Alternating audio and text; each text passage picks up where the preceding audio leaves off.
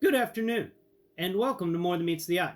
I'm your host, Blind Prime, and for today I have for you Transformers Studio Series 86 Wreckgar in his vehicle mode. If you found yourself here, you found yourself on Blind Prime, a channel devoted to raising awareness for the blind through alternative means and methods, such as talking about action figures, like in this show, More Than Meets the Eye. If you wouldn't mind, please go down below the video and do all the things everybody else asks you to do. I'd appreciate it. Thank you. Now, let's get to it. So, Wreckgar here, the Junkions have an interesting transformation, where most of the Transformers become vehicles that, humans can ride in, or at least associations to vehicles that humans can ride in. And, even when they become motorcycles, for instance, the RC and the ROTF movie, they become motorcycles that humans can ride. But the Junkions are not like that.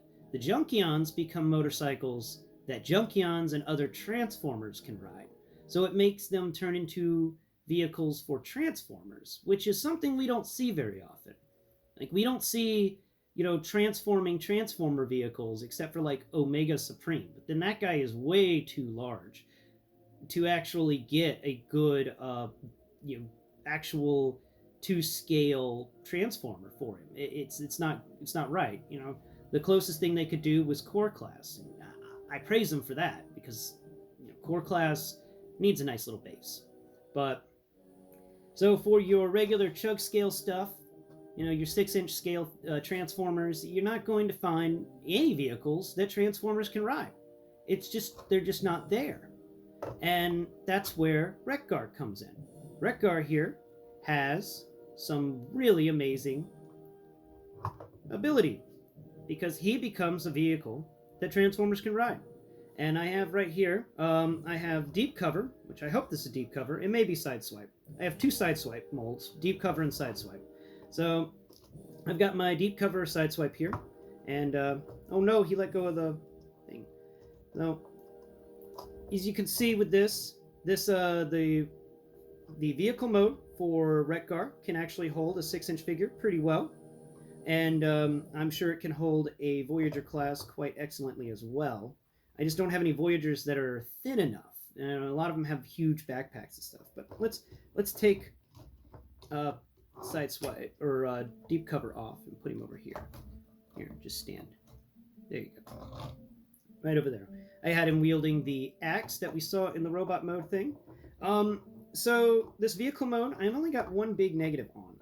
And it's honestly that this midsection, when you put a Transformer in, this midsection here has got to, it's got to spread out just a bit.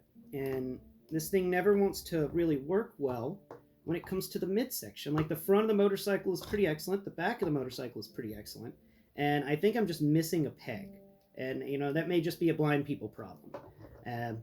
But you can, I set it up like this, where it's a little wiggly in the center. And that gives the ability for a Transformer to sit in there. It looks like, and I've done it where there's a peg in the middle of this, just after the fuselage, or the area where the fuel tank is. And there's a little peg there, and it plugs into another peg. But when you do that, that's like for robot mode. So that doesn't really work right. If any of you have a Wreckgar, maybe you can help us point me in the right direction to where I'm screwing this up. Because I'd like my Blindformers episode to be perfect whenever I do it. And I've just not been able to figure out this middle. Other than the middle, this thing is pretty excellent. I have to say my biggest gripe, other than the mistransformation that I'm obviously accomplishing here, is that it doesn't have a kickstand. So when you set him up in this mode, he's going to lean on his spikes. But his spikes are made of a rubbery plastic, so they're going to bend. Like, I've already got some bend going on this spike here, and this spike back here on the right-hand side of the motorcycle, because that's the side I usually show him off on. And so it's going to lean on that side. What you want to do in that case is, when you get this guy, you want to show him off in vehicle mode, you do want to put a Transformer here. You want to make sure that there's a Transformer actually sitting on the seat.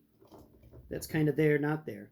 and then they can stand a little on the ground and get the make sure that the actual spikes don't sit on the ground and get bent. So if you're going to put this guy in motorcycle mode, because of the way his wheels are designed with these giant cleats, it won't sit on your shelf without falling on one side or the other. So it's my recommendation, you always put a rider on these motorcycles, or you're going to get your little spikes all bent up and out of shape.